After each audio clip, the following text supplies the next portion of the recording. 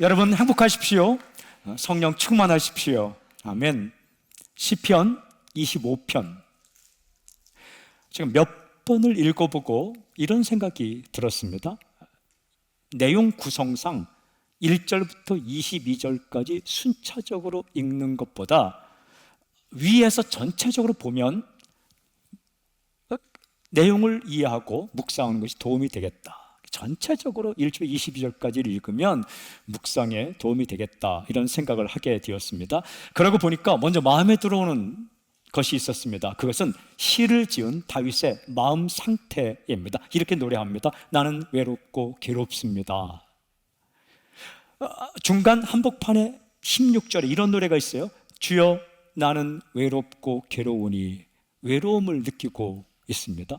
외라는 것은 우리말로 혼자라는 의미입니다. 외딴선, 섬, 외로움, 이거 괴로운 겁니다.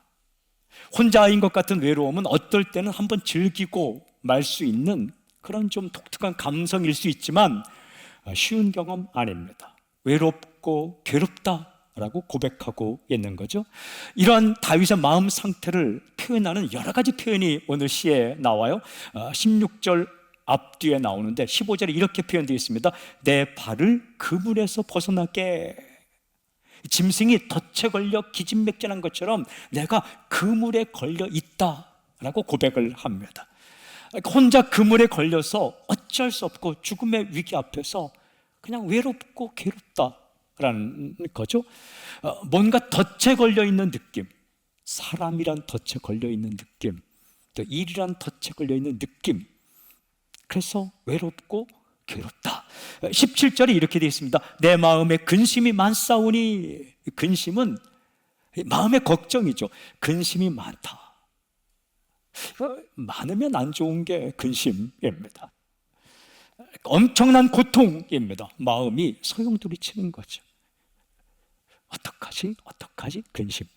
또 18절에 이런 표현이 나옵니다. 나의 곤고와 환난을 보시고. 곤고는 텅 빈 것 같은 허전한 마음입니다. 뭔가 텅 빈 것 같은 마음. 그리고 환난은 밖으로부터, 외부로부터 오는 고난입니다. 내부로는 근심이 많고 텅 빈 것 같고 외부로는 환난, 공격이 많습니다. 이거 어려운 거예요. 19절엔 이렇게 노래합니다. 내 원수를 보소서. 그들의 수가 많고 나를 심히 미워하나이다. 괴롭히는 원수들, 비웃는 원수들, 이거 정말 힘든 경험입니다. 달갑지 않습니다. 쓰디습니다. 여간 어려운 일이 아닙니다.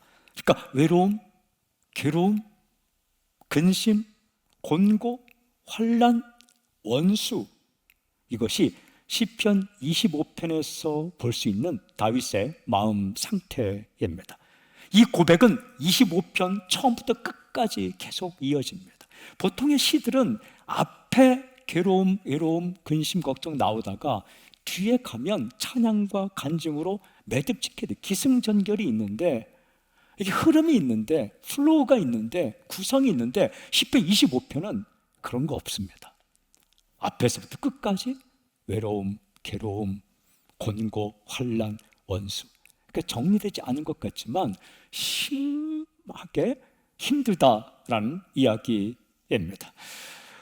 중요한 한 가지 사실이 있어요. 굉장히 중요한 한 가지 사실이 있는데, 이 힘든 감정은 하나님의 사람으로서 하나님의 길을 걷고 있는 다윗이 느끼는 감정이라는 거예요. 시편 1편은 복된 길이 있고 악한 길이 있어요.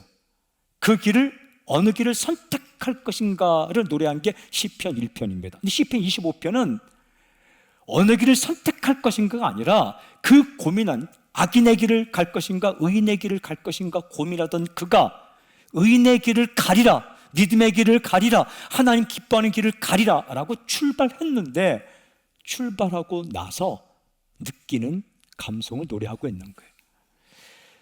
이게 다 괜찮을 줄 알았는데, 다 풀릴 줄 알았는데, 이게 외로움, 괴로움, 근심, 곤고, 환난, 원수, 이런 것들을 경험하고 있다. 믿음으로 출발했는데 모든 게 잘 되는 게 아니다. 원수들을 경험합니다. 하나님의 침묵의 시간을 경험합니다. 내가 원수들에게 수치를 당하면 어떡하지? 창피를 당하면 어떡하지? 이런 고민을 하는 거죠. 끊임없이 신뢰와 의심 사이를 오가는, 마치 로마서 7장에 사도 바울이 고백하기를 오호라 나는 곤고한 사람이로다. 한쪽에는 하나님의 법을 따르고 싶고 한쪽에는 죄의 법을 따르고 싶은 이 상황 가운데 나는 곤고한 사람이로다. 이 사망의 몸에서 누가 나를 건져내라 라고 고백하는 것처럼 이것은 하나님의 사람으로 하나님의 길을 출발한 사람이 겪고 있는 실존적인 감정 상태를 말하는 겁니다. 그렇다고 어떻게 앞으로 가야 할지 잘 보이지 않아요. 중단할 수도 없어요. 멈출 수도 없어요. 가야 돼요. 이런 상황 가운데 그가 부른 노래가 나는 외롭고 괴롭습니다. 이런 노래입니다. 중요한 질문, 이 상황 가운데 그는 무엇을 하는가? 이 노래가 마음에 들어옵니다.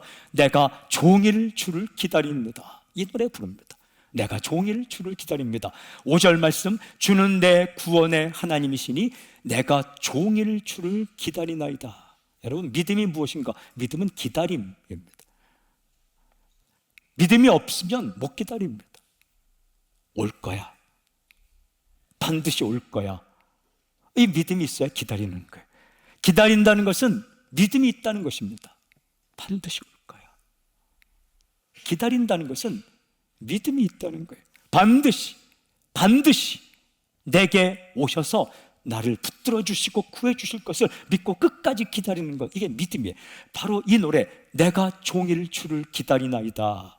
이 노래가 지독한 외로움과 괴로움 속에서 부르는 노래입니다. 불러야 할 노래입니다. 주를 기다립니다. 제가 주를 기다립니다 써놨다가 그 앞에 있는 종일, 이 종일이라는 말을 붙일까 말까 굉장히 고민했습니다. 종일이라는 이 말을 원어도 찾아보고 번역본도 다 찾아보니까 이게 굉장히 중요한 의미가 있더라고요. 그래서 영어 번역본은 하루 종일 이렇게 번역하고 다른 번역본은 끝까지 계속, 이게 종일이라는 말이 포기하지 않고 낭망하지 않고 끈질기게 내가 그 기다림의 시간을 끝내지 않고 그가 오셔서 내 기다림의 시간을 끝낼 때까지, 그때까지 굉장히 중요한 의미가 있더라고요. 종이란 말을 빼었다가 넣었다가 빼었다가 넣었다가 제가 넣었습니다. 진짜 믿음은 내가 나의 기다림의 시간을 끝내는 게 아니라 그분이 오셔서 나의 기다림의 시간을 끝날 때까지 그냥 기다리는 것, 이게 진짜 기다림입니다. 그 마지막 한순간을 기다리지 못해서 하나님이 예비하신 선물을 경험하지 못할 때가 얼마나 많습니까? 주님을 기다린다는 것, 이게 믿음. 그 주님을 기다린다는 것은 어떻게 하는 것일까? 기다린다, 이게 어떻게 하는 것일까? 제가 이 질문을 가지고 시편 25편 처음부터 끝까지 다시 한번 읽어봤습니다. 주님을 기다리는 행동을 여러 가지 표현으로 하더라고요. 첫 번째는 1절에 여호와여 나의 영혼이 주를 우러러보나이다. 기다린다는 것은 주님을 우러러본다. 우러러보다라는 것은 고개 숙이지 않고 고개를 들어 쳐다본다라는 거예요. 고개 숙이지 않고 고개를 들어 주님을 바라본다. 이게 우러러보는 거예요. 아이가 엄마를 우러러보면 답이 나옵니다. 예? 고개 숙이지 않고 엄마는 나에게 반드시 밥을 주실 줄로 믿습니다. 고개를 들어. 나 바빠 하더라도 고개를 들어. 엄마는 나에게, 선생님은 저에게 내 갈 길을 가르쳐 줄 줄로 믿습니다. 너 같은 건 제자가 아니에요. 선생님. 그렇게 우러러보는 거예요.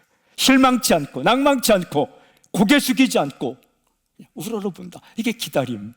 그러니까 어찌 보면 기다림은 사랑의 감정이에요. 기다릴 때 얼마나 사랑이 깊어지는지 모릅니다. 또 2절엔 이렇게 되어 있습니다. 나의 하나님이여 내가 주께 의지하였사오니 나를 부끄럽지 않게 하시고 나의 원수들이 나를 이겨 개가를 부르지 못하게 하소서. 기다린다는 것은 의지하는 것입니다. 의지하다는 것은 나의 능력이 아니라 주님의 능력을 신뢰하다. 내 능력이 아니라 주님의 능력을 신뢰하다. 반드시 하나님께서 나를 부끄럽지 않게 만들 것이다. 원수가 나를 이겨서 그가 승리의 노래를 부르지 않고 내가 수치를 당하지 않게 하실 것이다. 이렇게 주님을 의지하는 거예요. 또 3절은 이렇게 되어 있습니다. 주를 바라는 자들은 수치를 당하지 아니하려니와 까닭 없이 속이는 자들은 수치를 당하리이다. 주님을 바라다, 소망한다는 뜻이에요. 동일한 표현이 21절에 나옵니다. 내가 주를 바라오니 성실과 정직으로 나를 보호하소서. 주님은 성실하십니다. 주를 바라다는 것은 소망을 가지고 기다리다. 소망을 가지고 기다리다. 현재의 어려움을 잘 견디면서 마침내 하나님께서 나타나셔서 역사하실 것을 소망을 가지고 기다린다. 하나님은 오시는 분입니다. 기다리도 나타나지 않는 분이 아니라 오시는 분입니다. 대중가요가 자꾸 생각나서 부를 수는 없고, 기다리게 해놓고 오지 않는 사람아, 이런 대중가요가 있더라고요. 인간에 대해 노래한 거예요. 기다리게 해놓고 오지 않는 사람아, 나는 기다림에 지쳐서 이제 그만 가노라. 그게 대중가요 중에 기다리게 해놓고 오지 않는 사람아, 이게 있어요. 근데 이게 인간이더라고요. 인간. 하나님은 그렇지 않아요. 하나님은 오시는 하나님, 나타나시는 하나님, 기다림의 끝자락에 반드시 나타나셔서 당신의 능력을 우리에게 보이시는 하나님. 그 하나님은 바란다라는 것은 소망을 가지고 기다린다 라는 거예요. 우러러보며, 그리고 의지하며, 그리고 소망을 가지고 기다린다. 이게 기다림의 모습이죠. 또 9절은 이렇게 돼 있어요. 온유한 자를 정의로 지도하시며 온유한 자에게 그의 도를 가르치셔. 기다린다는 것은 주님 앞에 온유함으로 서 있는 거예요. 온유함이 뭡니까? 자신의 고집을 꺾는 것, 내 생각을 꺾고 하나님의 생각을 받아들이는, 이게 온유함이에요. 기다릴 때는 이 온유함이 필요하다. 나의 때, 하나님 지금이 때입니다. 그게 아니라 하나님의 때. 하나님 이 방법으로 하셔야 됩니다. 아니, 하나님의 방법. 여러분, 모세가 가나안 땅에 들어가고 싶었지만 하나님께서 허락하지 않으셨을 때 자신의 뜻을 꺾고 그냥 그 비스가 산에서 가나안 땅을 바라보며 죽습니다. 이게 온유함이에요. 다윗이 성전을 짓고 싶었지만 하나님이 허락하시지 않자 자신의 아들 솔로몬이 지을 때까지 그냥 넘겨주고 준비는 다 해놓고 짓지 않았습니다. 이게 온유함입니다. 예수님께서 겟세마네 동산에 기도하실 때에 이렇게 기도합니다. 내 아버지여, 만일 할만하시거든 이 잔을 내게서 지나가게 하옵소서. 그러나 나의 원대로 마옵시고 아버지의 원대로 하옵소서. 예수님 마음에도 소원이 있었습니다. 이 십자가의 잔이 지나갔으면 좋겠다. 하지만 주님께서 내 원대로 마시고 아버지의 원대로, 내 계획이 아니라 아버지의 계획대로, 내 방법이 아니라 하나님의 아버지의 계획대로. 이게 온유함입니다. 기다림은 온유함이에요.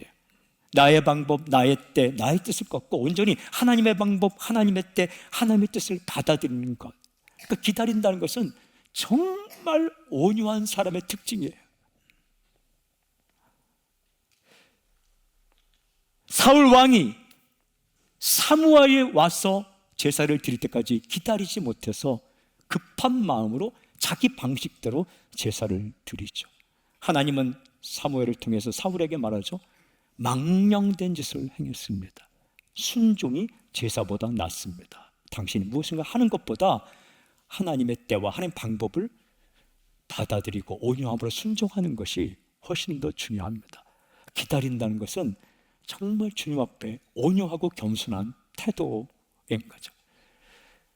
내가 생각해 지금 이때 하나님이 역사하셨는데 왜 하나님 역사하지 않습니까?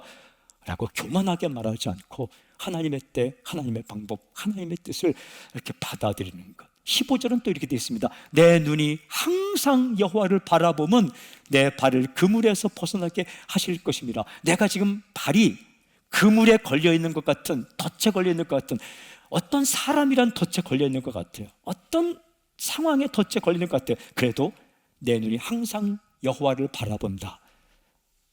언젠가 내 발을 그 그물에서 벗어나게 할 것을 믿고 눈을 들어 하나님을 바라본다.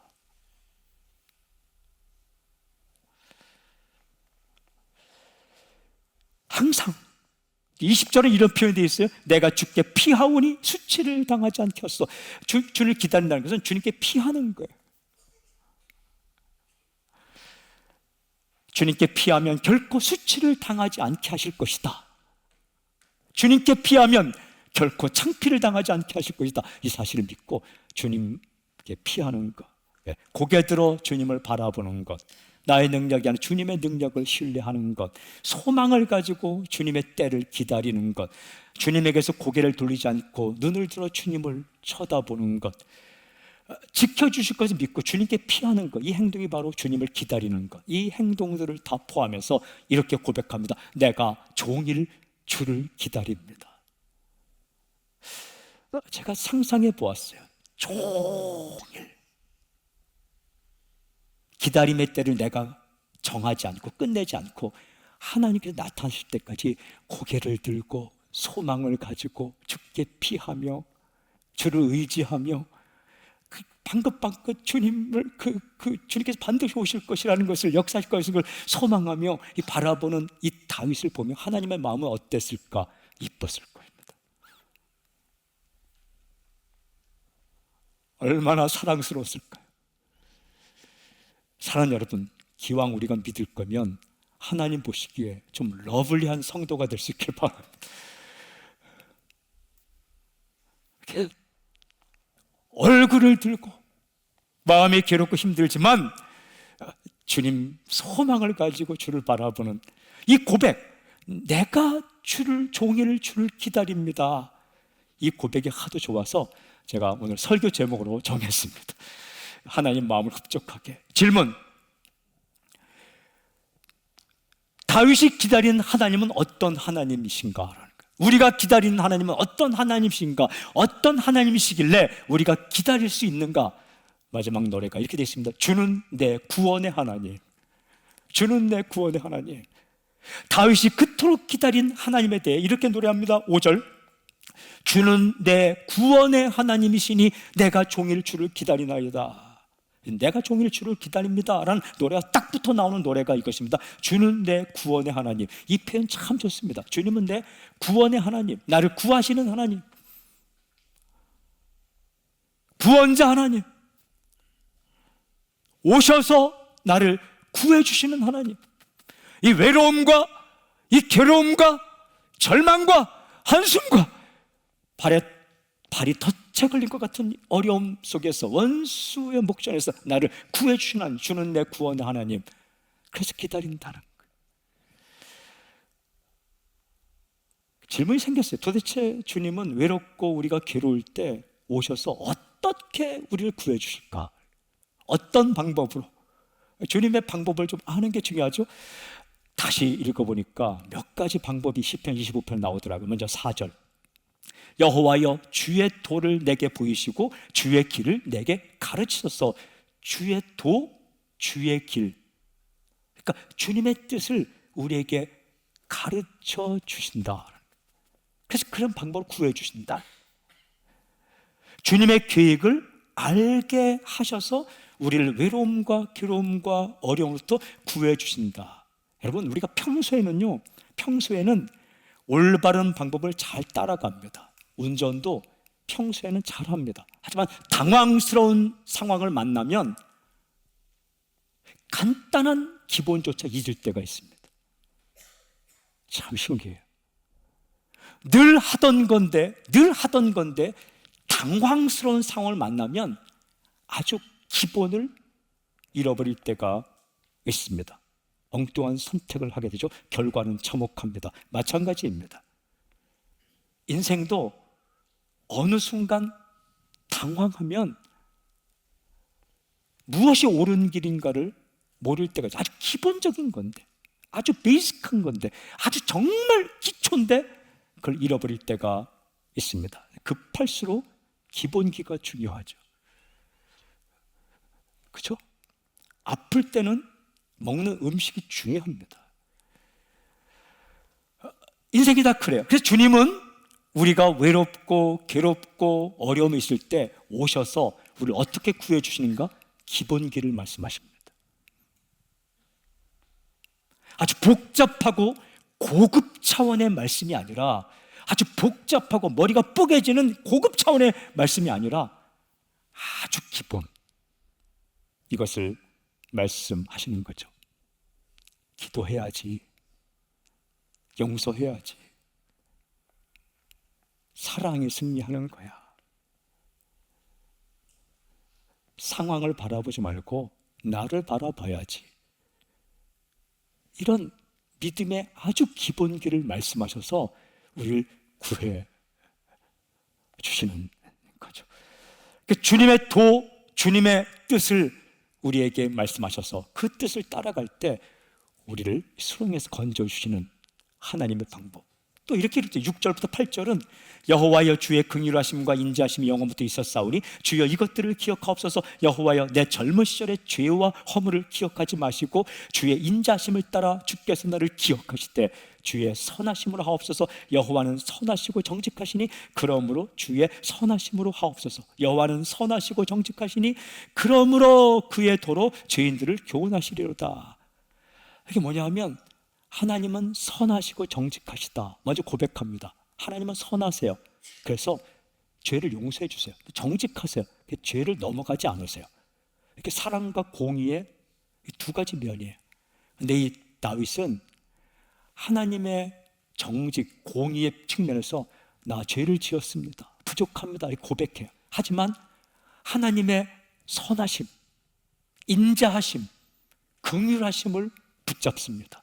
하나님, 나를 주의 정직하심에 비추어 보니까 나는 죄인입니다. 하지만 주의 선하심, 주의 인자하심, 주의 긍휼하심을 따라 나를 좀 구해 주십시오. 하나님의 사랑을 붙들고 이런 기도가 나오죠. 나의 죄를 기억하지 마시고 나를 기억하옵소서. 나의 죄를 기억하지 마시고 나를 기억해 주십시오. 죄 지은 것 사실입니다. 하나님의 정직에 따라 공의에 따라 판단하면 나는 죄인입니다. 하지만 주의 선하심을 따라 나를 기억해 주셔서 나를 구해 주십시오. 이렇게 말합니다. 그러니까 이게 긍휼은 긍휼을 구합니다. 긍휼이 뭔지 아십니까? 자식을 대하는 엄마의 태도를 가리킵니다. 긍휼이란 자식을 대하는 엄마의 태도. 어디가 아프면 자기가 아픈 것처럼 아파하는 엄마의 마음, 그 엄마의 마음으로 나를 붙들어 주십시오. 그리고 긍휼, 인자하심은 뭐냐면 무조건적인 하나님의 사랑, 끝없는 하나님의 사랑, 하나님 사랑을 끝내지 마시고 변치 마시고 나를 붙들어 주십시오. 이렇게 하나님의 선하심을 이렇게 구합니다. 그래서 하나님은 어떻게 우리를 구해 주시는가? 죄가 있대, 죄를 책망하시지만 그 사람을 기억해서 우리를 회복시키죠. 나의 죄를 기억지 마시고 나의 실수를 기억지 마시고 나를 기억해 주십시오. 또 하나 마지막은 이런 표현 나옵니다. 14절 여호와의 친밀하심이 그를 경외하는 자들이 있으며 그의 언약을 그들에게 보이시리라. 보세요, 여기 어떻게 우리를 구해 주시는가? 하나님의 친밀하심을 보여주신다. 친밀하심을. 친밀함이란 정확히 원어를 번역하면 은밀한 만남입니다. 시크릿 가든, 비밀 정원에서 1대1로 만나는 게 친밀함입니다. 원래 친밀한 단어가 시크릿 가든, 비원, 그러니까 비원, 비밀스러운 장소에서 나와 너만이 만나는 거, 이게 친밀함입니다. 하나님께서 그렇게 1대1로 개인적으로 만나 주십니다. 고난 중에 오는 복이 뭡니까? 나와 하나님이 1대1로 만나서 하나님의 뜻을 깨닫게 되는 복이 고난 중에 받는 복이에요. 교회, 우리 아버지, 우리 엄마가 아니라 나와 하나님과의 관계에서. 그런데 그 비원, 비밀의 장소에서 무엇을 보이시나? 그의 언약을 그들에게 보이시리다. 그의 언약, 하나님의 언약, 그걸 다시 한번 보여주신다. 하나님의 언약이 뭡니까? 나는 너를 버리지 않는다. 나는 너를 떠나지 않는다. 이 언약을 1대1로 만나서 보여주신다. 내가 주님을 기다릴 때 하나님께서 오셔서 그 비밀 정원에서 나와 단독으로 만나신 것처럼 만나셔서 나에게 하나를 다시 보여주시는데, 그게 하나님의 약속, 하나님의 언약. 그게 뭡니까? 나 너 사랑해. 난 너 버리지 않아. 나는 너를 포기하지 않아. 반드시 내가 너의 삶을 회복시킬 거야. 이 언약을 보여주셔서 우리를 구해주신다. 사는 여러분, 살다 보면 믿음으로 출발했을 때에 반드시 겪는 경험 중에 하나가 외로움, 괴로움입니다. 혼자인 것 같은 하나님의 침묵의 시간, 그리고 어려움의 시간. 그때 믿음으로 주님을 기다리십시오. 주님, 내 삶에 오셔서, 내 인생에 오셔서 반드시 구원의 역사를 이루어 주시고, 포기하지 않고 기다릴 때에 주님께서 나타나셔서 주의 뜻을 알려주실 거예요. 그리고 수치를 당하지 않게 하실 것입니다. 그리고 하나님께서 하나님의 언약 약속을 다시 한번 상기시켜 주시고, 우리가 걸어야 할 기본기를 다시 다지면서 우리는 발이 덫에 갈린 것 같은 상황이지만 다시 풀려나서 창공을 나르는 독수처럼 회복될 그런 역사가 있을지어다. 여러분, 이 시편 20편 이 노래, 내가 종일 주를 기다립니다, 이 노래가 당신의 노래가 되기를 주님을 선포합니다. 우리가 주님을 기다릴 때 반드시 오셔서 우리를 구해주실 주님을 찬양합니다. 할렐루야, 아멘. 주를 높여드립니다.